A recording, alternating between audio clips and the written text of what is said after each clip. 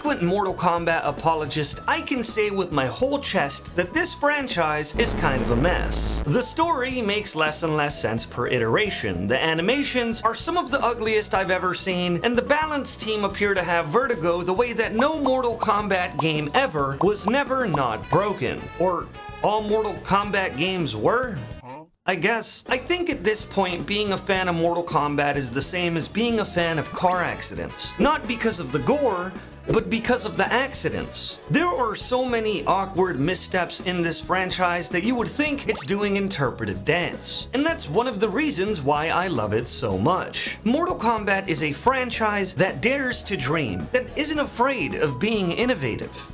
Or bad. And it's awesome. Nothing gets my heart fluttering like booting up an old jank-era Mortal Kombat game and laughing my whole ass off while the AI rips my whole ass off. But recently, while doing my yearly playthroughs of some of the jankier classics, a vision came to me from the abyss. From the netherworld, if you will. See, I know what I'm talking about. A vision of a game that I used to play a lot as a child, but somehow forgot about until now. I'm of course talking about the most forgettable Mortal Kombat game ever, Mortal Kombat Gold. The reason why nobody ever talks about this game, even though it's a full-blown console title, is because it came out on the Sega Dreamcast, which is the equivalent of being born with C4 strapped to your chest. It's also a late and updated version of the already out and very janky Mortal Kombat 4, which is the equivalent of that last thing I said, only now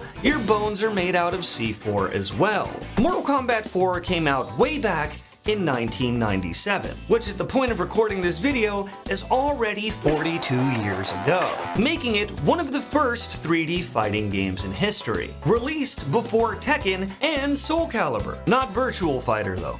They've been here a minute. Mortal Kombat Gold, however, was released 2 years after Mortal Kombat 4, making it a lot less impressive because save for a few additions to the roster, this was basically the exact same game as Mortal Kombat 4. Only now, Soul Calibur existed. And I don't know if you've seen that game, but it still looks pretty great. Due to being a pretty late and kind of janky update to an already released game, one reporter from GameSpot stated, "Sitting down and playing Mortal Kombat Gold almost feels like a retro gaming experience. You really feel as if you pulled out some old game that you haven't played in years, and it hasn't aged gracefully," which is kind of brutal.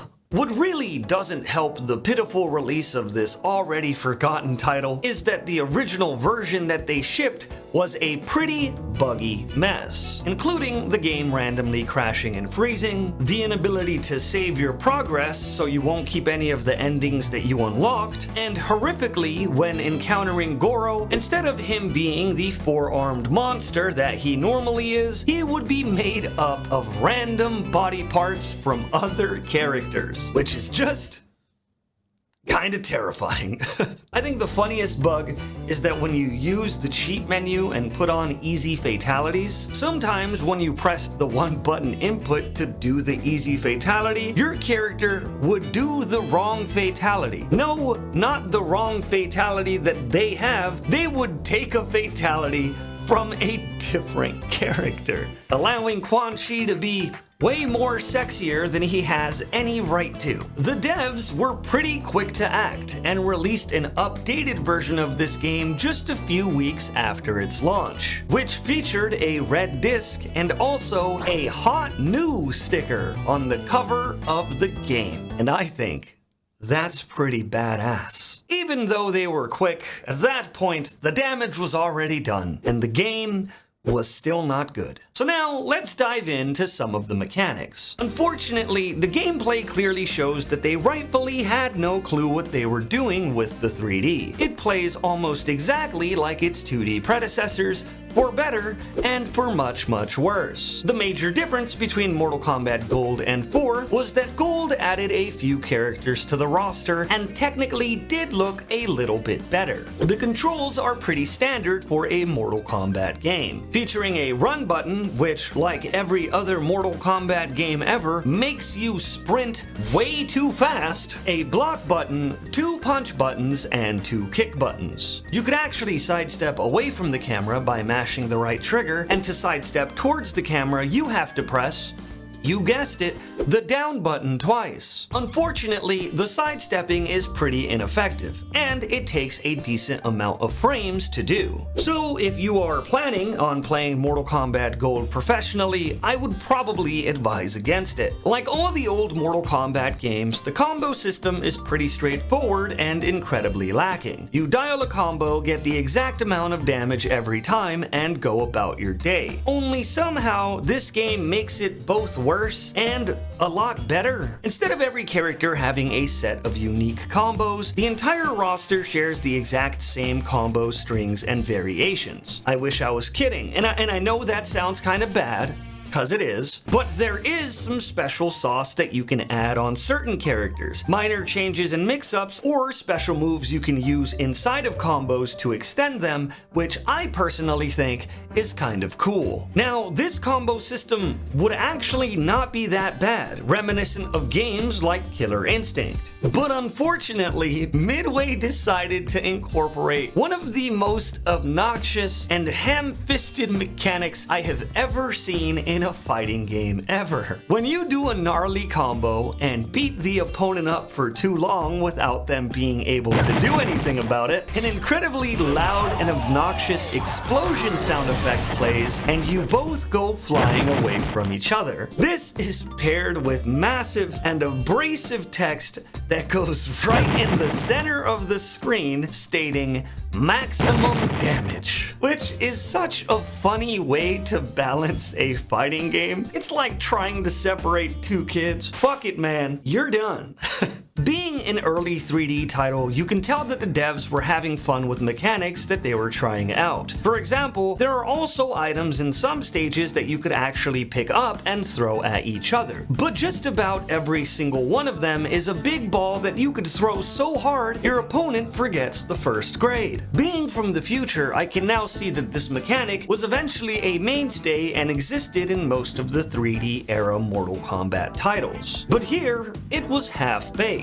They all spawn in specific spots on certain stages, but realistically, you're only going to interact with one of them because the others are just so far out of the way. Beyond sidestepping, there are certain moves you can do that will knock your opponent either towards or away from the camera, but it's all pretty inconsequential and kind of has the depth of an early 2000s 3D movie. Whoa, it's coming right towards you! I won't fault the use of the 3D too hard, because at this point in time, nobody really knew what the hell they were doing. I personally think that there's a lot of charm in watching decisions like this, because it's like staring at a failed step of evolution. Like a chameleon that learned how to glow in the dark instead of camouflage. Almost every found weapon in this game is effectively useless against AI opponents, because like all Mortal Kombat titles, they input read the shit out of you and react before you can even develop the concept of the attack that you were gonna do. But we'll talk about that in a second. I think my favorite jank mechanic introduced into this game is the use of the weapons. And I'm not talking about the balls either. Every single character in this game actually has a weapon that they can use. And not like the 2D Mortal Kombat games where they technically did use weapons, but they were just kind of drawn in for aesthetic purposes and didn't actually change anything. I mean, full-blown weapons. And how do you access these full-blown weapons, you might ask? By simply putting in your specific character's weapon input, which is different for every single character. For some reason, all of them basically only have 1 or 2 swings and barely combo into anything, and whipping them out raw takes way too much time to actually be used in a real match. However, if you're good, you can pull out the weapon mid-combo and skip that slow-ass animation. You can also throw them, which I think is kind of funny. Not only was Mortal Kombat 4/Gold the first step that Mortal Kombat took into the 3D realm, besides the bad CG in the movies, it was also the first game to ever actually try to build out the characters with voice acting and cutscenes whenever you cleared the arcade ladder with your chosen combatant. What was originally aggressive and somewhat offensive fake Chinese turned into an ongoing inside joke of ridiculous nonsense that doesn't take itself too seriously. Like when you throw your opponent and your character goes, "Well, I'm gonna throw you over there." Or when Liu Kang does a bicycle kick and says, Now I want to talk about my favorite thing in every Mortal Kombat game, the lore. The main story of Mortal Kombat 4 revolves around an elder god named Shinnok. Thousands of years ago, Shinnok's corrupt ass tried to take over all 6 realms. But Raiden, being the Giga Chad that he is, beat Shinnok in a war that lasted for a couple of centuries, and then sealed him in the Netherrealm, which is basically hell. Quan Chi helps Shinnok escape the Netherrealm, and now Shinnok is on a quest to get revenge against Raiden. Alongside introducing a new dimension, the roster features entirely new faces, including Quan Chi and Shinnok, 2 very important and somewhat popular characters that would serve as huge antagonists for the next few decades, alongside the wind god Fujin, or as I like to call him, Ujin, because who the fuck is that guy? This character was actually introduced in the Mortal Kombat Mythology Sub-Zero game, but we're not talking about that right now. We will though. We will. And one last thing about him, I know we're dragging on the Fujin segment. Remember how I said that just about every other character's weapon is kind of useless? They gave Fujin a crossbow, which is straight up annoying as shit. This game also added Tanya and Reiko, 2 very forgettable faces that fortunately got a second chance at being built out in the new rebooted storyline. Not to be confused with the old rebooted storyline, which is not to be confused with the cinematic rebooted storyline. And last but not least, this game also had Kai and Jarek. Kai was basically a friend of Liu Kang who also shoots fireballs, and Jarek primarily moves and acts like a guy named Jarek. If you don't remember these characters, that's alright. Nobody does. Mortal Kombat Gold went the extra mile and added Kitana, Melina, Cyrax, Kung Lao, Baraka, special character Noob Saibot, Goro, and of course, Sector. And Sector in Mortal Kombat Gold is argued to be the most broken character ever added into a Mortal Kombat game. Ever. In order to play as Sector, you do have to beat the game as Cyrax to unlock him. And in order to do that, I have to deal with my least favorite thing in all of Mortal Kombat: the CPU's ability to input read. Instead of actually fighting you, the CPU in Mortal Kombat exists in 2 different states of being. Either silly baby come hit me and get your free damage mode, or literally impossible to face perfect counter I will kill you mode. I'm not gonna sit here and pretend to know what triggers it. Instead, I'm gonna show you some prime examples of how stinky doo-doo it is to actually face this. Like here, where you could see the sidestep starts the exact frame that I shoot my projectile. Or here where...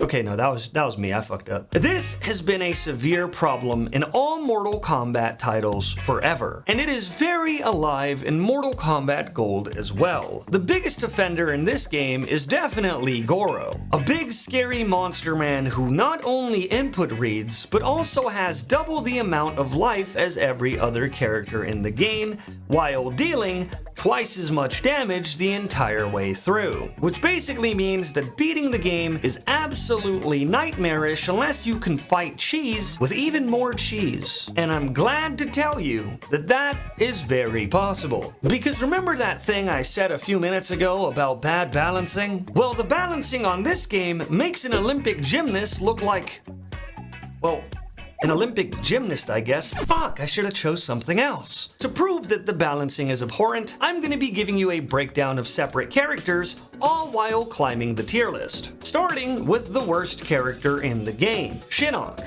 Yeah, the main antagonist. He can transform into other characters, but beyond that, believe it or not, Shinnok has no moves. Sure, he could be other people, but just because you can make a gun doesn't mean that you're the gun. And because of that logic, this easily makes him the worst character in the game, until he becomes the best character in the game. Moving on. Another stinker who is right next to him in the pits of hell is his dear friend Quan Chi, whose moves don't really combo into anything. He can shoot a green fireball skull, but all it does is deal damage and doesn't set up for anything at all. He has a teleporting stomp move, which is unblockable and can be kind of annoying, but beyond that, he's about as bare as it gets. Now, moving up to a decent slash good character is Sub-Zero. Some would argue that Sub-Zero is the best character on the original Mortal Kombat 4 roster, because his weapon can actually freeze you. His ice clone can be comboed and used basically for free at any given time, and with enough execution, he can actually pull off some pretty high damage strings. But the execution is in capital letters, because the hard combos in this game are very, very hard to pull off. And it also somewhat begs the question, what's the point? Sure, you can try hard and pull off some saucy combos in this title, but at the end of the day, you're always going to run into the maximum damage cap, meaning that if you can hit the cap, there's not really a reason to explore other combo strings. Now we're moving on to the Mortal Kombat Gold characters that were added later, because here's where the balancing just dives off of a cliff and into a cartoonishly large meat grinder. Baraka has a move called Blade Spin, which he could combo with all of his usual strikes. The issue with Blade Spin is that this move alone almost makes you hit the maximum damage cap, and after the move, your opponent does this goofy-ass dance looking like he's pretending to be possessed by the Holy Spirit, giving you the chance to hit him with a basic uppercut, which now caps your combo at more than 50% damage. I mean it when I say that this move can melt every character in the game, including Goro's big input reading ass. Or two asses? I don't know how it works down there for him. Before we get to our most overpowered character, I do want to take a second and say that this tier list is made by me, a man who in the last 20 years has only ever played these games against CPUs. I'm sure there's a die-hard Mortal Kombat Gold fan that exists somewhere that's going to like read the frame data and prove me wrong and then tell me that I'm awful at the game, and if that's you, I'm sorry, man. Believe it or not, I couldn't find anyone to play this game with. Yeah, that's crazy, huh? And now for the strongest character in this game, and also the strongest character in the history of the franchise. Let's talk about Sector, who's not strong because his combos are crazy, or strong because he has bonus health or insane damage, but rather because one of his moves is a homing missile. That's right. Homing, meaning that if he gets this input out, a missile will hit you, and it's spammable, which means that if he doesn't mess up the inputs, you can be locked out of playing the game as more and more missiles appear on screen and chip you out until you die. I do gotta clarify that the devs must have known this, which is why Sector is a secret character, but golly gee, is there no counterplay to him at all. He also has a teleport punch, which can combo from itself, and his weapon is a laser gun, because why not? This is like the American military as a guy. Beyond the balancing, the content on this game is kind of sparse. There is a standard arcade ladder and endurance mode where your goal is to just survive for as long as you can, a practice mode that's about as bare bones as it gets, a tournament mode if you can find enough people to partake or just want to see CPUs go at it, and surprisingly, a 2v2 mode where you can play in 2v2 combat, but instead of actually changing the gameplay like you'd expect, your secondary just comes in when your primary loses all of his life. But instead of your starter just being knocked out, they fucking explode. I love 90s violence, man. I really do. And it's funny because you do have to play 2 rounds. So how the hell are they coming back? Besides that, there's not really much else to do besides fight your friends or just try to beat the cheap CPU again and again, which is completely worth it because the best thing about this entire game are the cutscenes that play whenever you beat the arcade ladder. Ow! I saw that, Arnold! Hey, cut it out! Since it resided in one of the earliest forms of MK3D, they are all accidentally so hilarious. Sonia, this is Major Briggs. Come in. Sonia, this is Jax. Are you there? From the voice acting, the random violence, and the twists that make you feel like you're watching a telenovela. Can't you see, Liu Kang? This is a trap! Do you wish to beg for mercy from your new master, the Lord Shinnok? Never, sorcerer! Fool! It is absolute cinema. Now, I know some of you probably clicked on this video because of the guy in the thumbnail, and you've been waiting for me to tell you about him this entire time, or wondering if it was just some AI-generated nonsensical garbage. Well, the final thing I wanted to talk about in this very forgettable game is actually kind of a piece of lost media, and that is the character Belloc, who was supposed to be in the game, but unfortunately the team couldn't finish up the character in time. But to make things a little confusing, Eurocom accidentally sent footage of the character to multiple publications, allowing these few pictures of Belloc to be leaked, and also creating the narrative that Belloc was a secret character that you could somehow unlock in the final title, even though you unfortunately couldn't. So what you're looking at right now is the only footage of Belloc that exists. And I think that's the perfect way to cap off the story of the most forgettable Mortal Kombat title of all time. Thank you guys so much for watching. I hope you guys enjoyed this video. I actually streamed a lot of this gameplay over on my Twitch, so if you guys want to check that out, here's the link on the bottom of the screen. And I think that's all I gotta say. Thanks for hanging out, and I'll see you in the next one. Adios.